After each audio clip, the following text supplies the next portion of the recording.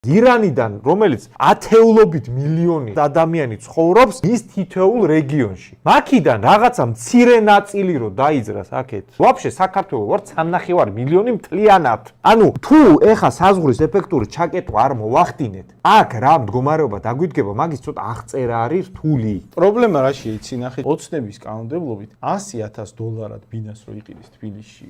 Ცხოელი, ირანელი, არაბი, ვინც გინდა, მას ეკუთვნის ბინადრობის უფლება თავის ოჯახთან ერთად. ჩვეულებრივ ლეგალურად, ოროთახიანი ბინა რო იყიდოს თბილისში, ლეგალურად $100,000 ოდენობის გონება, კანონში წერია, ის იღებს ავტომატურად 1 წლიან ბინადრობის უფლებას ოჯახთან ერთად გაგრძელების უფლებით, ანუ ავტომატურად უგრძელდება. მილიონმა ირანელმა რო იყიდოს $100,000 საქართველოში საცხოვრებელი ბინა. რამხელა ფული შემოვა. ბინადრობის უფლებით ისარგება. ანუ პირიქით რო გაუხარდება რაღაცა ინდექს ეკონომიკურ ბიზნესი როგორ მარტო ეკონომიკის ინდექსი რო აქვს თავში. მეტი რო შეფასების კრიტერიუმი არა აქვს, ხო? აი ეგ არის სერიოზული საფრთხე.